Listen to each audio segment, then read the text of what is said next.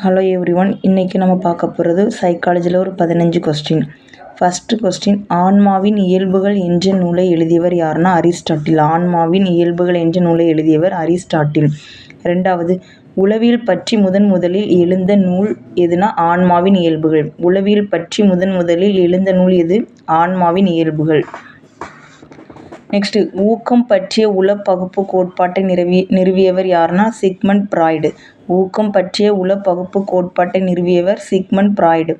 தனிநபர் உளவியலை தோற்றுவித்தவர் ஆட்லர். தனிநபர் உளவியலை தோற்றுவித்தவர் ஆட்லர். உளவியல் என்பது நடத்தை பற்றி ஆராயும் நிலை. உளவியல் என்பது நடத்தை பற்றி ஆராயும் நிலை. நெக்ஸ்ட், ஆறாவது கொஸ்டின், ஊக்கம் பற்றிய எதிர்பார்ப்பு கொள்கை அட்கின்சன். ஊக்கம் பற்றிய உளப்பகுப்பு கோட்பாடு சிக்மண்ட் ஃப்ராய்டு பார்த்தோம். இது ஊக்கம் பற்றிய எதிர்பார்ப்பு கொள்கை அட்கின்சன். படிநிலை கற்றல் கோட்பாடு காக்னே. படிநிலை கற்றல் கோட்பாடு விவரித்தவர் யாருன்னா காக்னே. உந்த குறைப்பு கோட்பாடு அது ஹல். உந்த குறைப்பு கோட்பாடு விவரித்தவர் ஹல். அடுக்கு தேவை கோட்பாடு மாஸ்லோ. அது தெரியும், 8 படிகள். புதிய இது 7 இது அந்த 7 வரும், 7 தேவைகள். அதில் புதிய இது 5.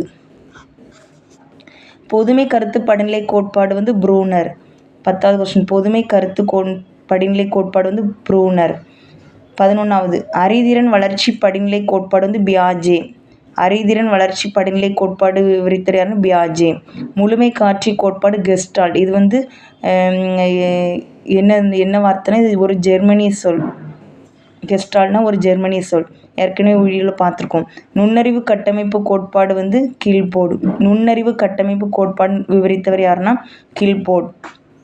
இயல்புக்க கோட்பாடு மக்டுகள். இயல்புக்க கோட்பாடு மக்டுகள். ஒழுக்க வளர்ச்சி அந்த இதுவும் மக்டுகள் தான். ஒழுக்க வளர்ச்சி அந்த இதை பற்றி இன்னொரு மக்டுகள் தான். எர்கோகிராப் என்னும் கருவியின் மூலம் ஆராயப்படுவது உடற்களைப்பு. எர்கோகிராப் என்னும் கருவியின் மூலம் ஆராயப்படுவது உடற்களைப்பு. Thanks all. பிடிச்சிருந்தால் லைக் பண்ணுங்கள், ஷேர் பண்ணுங்கள், சப்ஸ்கிரைப் பண்ணுங்கள்.